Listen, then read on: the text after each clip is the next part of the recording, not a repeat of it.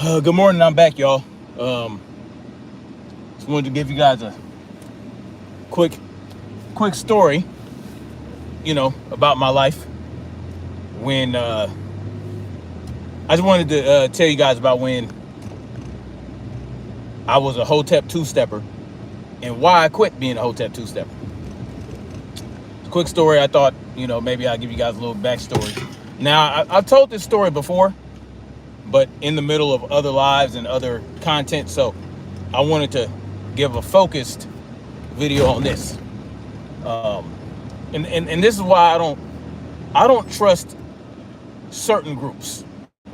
Matter of fact, I don't trust any like group or anything that calls themselves being a certain way, because I was disillusioned.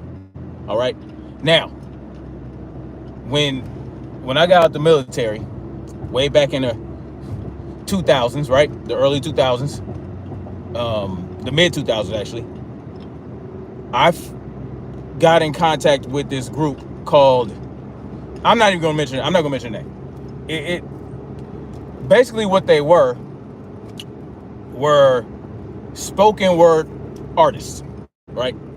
They did spoken word, and they would go to this spot every Sunday and spit their spoken word shit. And the homie took me up there because, while I was in the military, he had met these people. But anyway, I went up there and they did their spoken word thing, and I was like, this shit is fire, right? Because there were certain things I saw in the military that got me on this road of seeing the bullshit, right? Seeing the bullshit. Once you're within certain systems and you work within certain systems, you start to see certain shit. But anyway, this group, they did their spoken word thing every Sunday, and we went up there. I went up there with this young lady. Oh, she was something else. But anyway, I went up there with this young lady, and we both enjoyed it. I was like, man, they spend some real shit. So I would go every Sunday. That was like a routine thing for me. I went up there every Sunday, listen to spoken word shit, and they were talking about the government, everything that people are talking about now. They were talking about then, in general terms, not specific instances, but in general terms, about how the left-right paradigm lie exists, how they're both on the same side, how the government is all out, the government is against you, a lot of anti-government truths, right? But it was focused on the government being anti-black, right? So this was a black spoken word group, and they called themselves revolutionaries, RBG, red, black, and green, all this other shit. So I started kicking it with them more and more often, and we started doing more activities. So once they learned that they could trust me, and that even though I was in the military, there was a little distrust there because I was in the military, right? They thought I might be a COINTELPRO or some shit like that. But if I was COINTELPRO, they would not know I was in the military, right? So once they realized I was about that life, I started doing more shit with them. We started doing more community activities within it. We would go to Skid Row and hand out food, and we would do a lot of things that people wasn't even thinking about, right? Especially, when it came to police violence, right? When it came to police terrorism, we were all about stopping police terrorism and making police terrorists pay for their actions, right?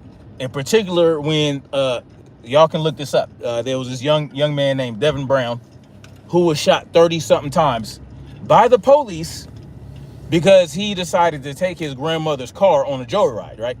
So they ran this kid off the road and just started blasting him, right? Shot him 30-something times. Now, this was before body cams. This was before cell phone cameras, all this other shit. This was before social media, right? I think back then it was just MySpace was coming into its inception. So there was not a lot of hoopla and outrage about it, right? It was kind of localized. Now, it was probably nationwide news, but it didn't have the viral effect that it would have now. So Devin Brown, 13-year-old kid, shot him a bunch of times. We petitioned to have those pigs arrested.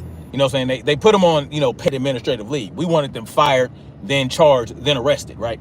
So we would go around just trying to get them to pay for their actions. We would go to schools where back then there were a lot of black versus brown stuff going on, right? Really, it was brown versus black. The Hispanics in LA, they really don't like black people. And so once they started to get their numbers up, because that was around the time immigration was going ham, and all these communities and cities were turning to Little Mexico. They're just real shit. It was turning to Little Mexico. Now it's full-fledged Little Mexico all over the place. But this is when it really started. Groups would have us go to this community call to action on Tuesdays at a church. And we would talk about different methods and ways to uplift the community and service the community. And we were all into that. So when it came time to go to these schools to basically put ourselves in the middle of a race riot, this so-called leader and a couple of other people that were in the group for longer than we were wouldn't show up. So it was just me and my homeboy, his wife, his wife now, my brother, and all the other shit. It was just four of us going to this school with hundreds of school kids that were ready to go ham at each other, right? And we were there to kind of prevent that. No, not kind of. We were there to basically help the school administration stop that shit. And when they didn't show up, it was like, okay, well, why wouldn't they be here? And you would think, oh, well, maybe they're testing us. They're seeing if we were about that and all this other shit. But you still, as the leader, at least you show up, right? Yeah, tell your the people with seniority, maybe they can rotate, but the leader needs to show up to show that, yeah, he's showing you he's leading by example, that I'm here with you guys. I'm here. He never showed up to do the petitions. He never showed up to the schools. He never showed up to anything. He would go to the Tuesday community call to action and talk about shit, but he would never show up to anything. So he was full of shit. And I saw that right away. Now my friends were kind of like enthralled by the bullshit, and you know me, I am anti-authority. As soon as I see a reason to question authority and to resist authority, I will do it. And when I saw that he was full of shit, I was like, man, I don't see how he can call himself a leader if he's not showing up to this shit. And then there was this other guy, I'm not gonna mention his name, but turns out he was probably FBI, right? So he was probably an undercover FBI guy. But I only learned about that after I left the group and stopped fucking with him. It turned out that he was doing some COINTELPRO type shit, and he wasn't actually part of the group, but he was always in our meetings, and he was always giving these suggestions and telling us to do certain things, right? Because this is what they do. This is what they do in COINTELPRO. This is what the undercover agents do. They will enter a group and have them start doing that would on the government's radar and have them come after them. So where the group might initially just be like, okay, we'll do petitions, we'll show up to these schools to kind of help prevent race riots, we'll go into the communities and try to talk the gang members, and we were doing shit like that. We would go into communities to try to prevent violence, and it was just a few of us showing up. It wasn't like that. We weren't the Black fucking Panthers. We weren't 30, 40 deep. It was like 10 or 12 or 15 of us, right? And we would go into these communities. We would go into no guns, no nothing, just with our voices and with the heart that we brought to it. Like, we really want this shit to stop.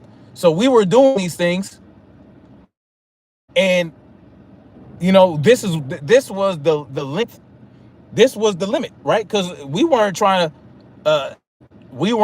to get active like that. I wanted to start doing things like that, but I already knew, like, if we started doing certain shit, it would bring different types of attention to us. But then there was this opportunity where we went to this place called, I'm not even gonna mention that. I'm not gonna say the name of that place.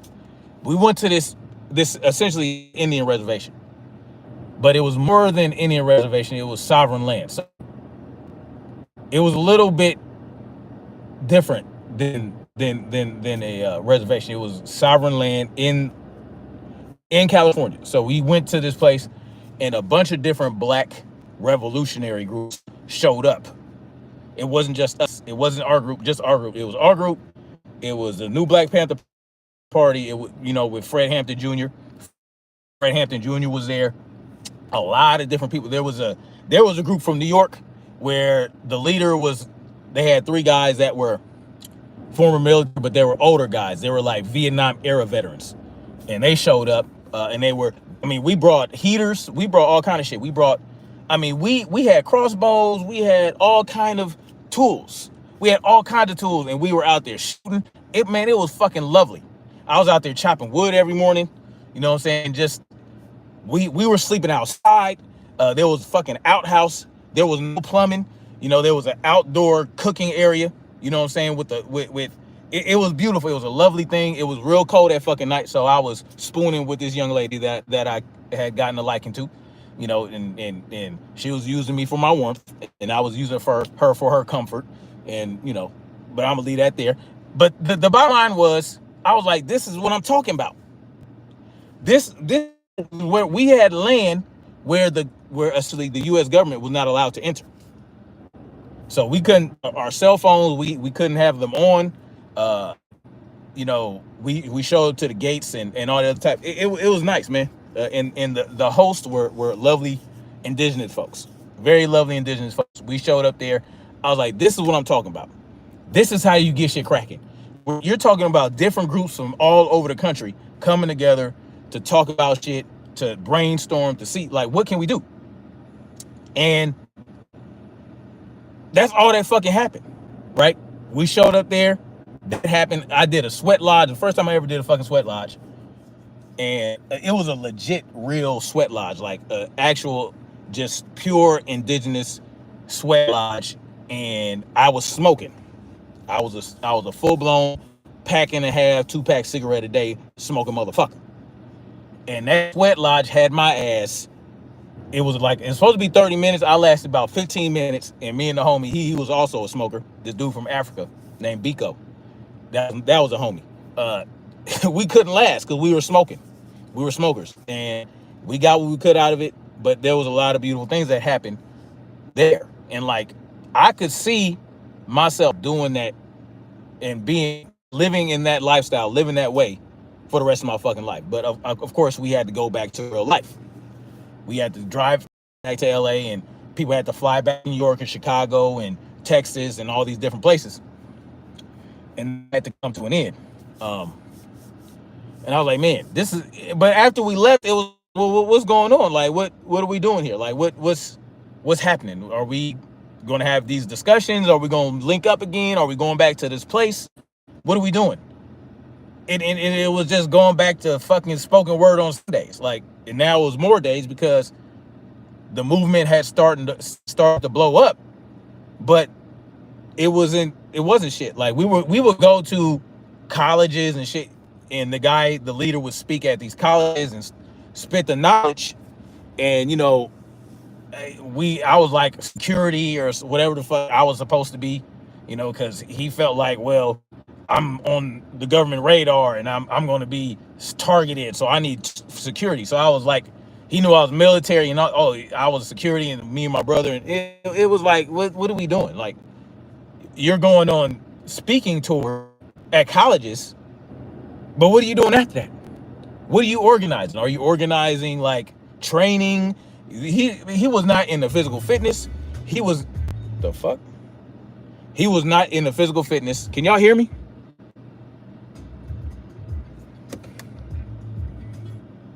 What are you talking about, Jay? It's really see how we both only have 1K subs, but every single time we go live, they feel the need to send an army of trolls. Oh yeah, I'm not even paying attention to these motherfuckers. No, not good. Not them. Was good. Warning: system permanent ban will occur if the live stream does not end in 5 minutes. The fuck? All right, they just gave me a warning to end the live stream. I don't know what the hell this is. The fuck? System permanent ban will occur if the live video does not end. What are they talking about? Why am I getting this warning that I will have a permanent ban if the live videos? I didn't say nothing. That was a troll. Okay, I'm like, what the fuck? It is what it is. I'm not even paying attention to these motherfuckers. So, yes, I was frustrated. I was like, what the fuck are we? We're not doing shit. We're just talking. You're talking. No one wants to talk about strategy. No one wants to talk about organizing. Nobody wants to talk about becoming equipped. No one wanted to talk about using the Constitution to form M words.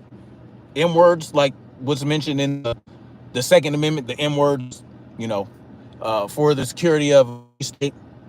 Blah blah blah. The M word. That type of shit. No one wanted to discuss that. I'm like, how are we gonna do shit? Just talking. It was, well, we need to do all that. We do. There needs to be. It can't just be motherfuckers talking. I'm not a talker. I'm not an orator. I'm not good at standing and using pathos to move a crowd and sway people. No, I'm about talking that real shit. Like, what are we doing? When we gonna get together? When we gonna pop some shit like we did at this Indian reservation, where there was just a lot of camaraderie and there was a lot of whatever, man. I was frustrated, and then apparently that FBI agent, he started some shit. He started some shit in a trashy way, something that a government would do, having to do with a couple of youngies in the group where he had essayed one of them, right? He essayed, according to her, he essayed her, and he was he had a wife with kids. He was pillow talking to her about being the FBI agent. This is what she's saying, like, but I already had bad vibes coming off him. I didn't want to say shit around this motherfucker. And then during these Tuesday, okay, all right, so I've been watching documentaries on the origin of gangs and just confirmed to me how much the state. Oh yeah. I talked about the origin of gangs. The origin of gangs came from the Black Panthers and the US organization. That beef that was fostered by the government, which they used the US organization to dismantle the Black Panthers, and out of that was birthed the Cribs, and the Cribs birthed the Crips and all the other shit. Yeah, that was started. The gangs were started by COINTELPRO. The gangs were started by COINTELPRO. That's for show. I don't. Anyway, yeah, it said my phone overheated, but who knows what the fuck really happened.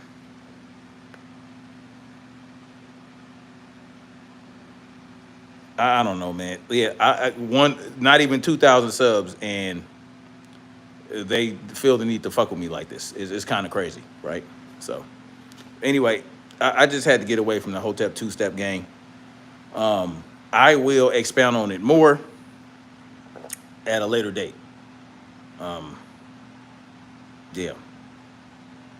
Diana file was good. Here's another troll.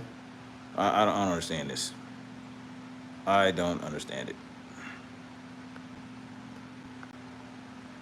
I don't understand it. Like, can't you guys go fuck with a 30,000 sub channel? Go fuck with a 30,000 sub channel. Go fuck with a 10,000 sub channel. Fuck with a 3,000 sub channel.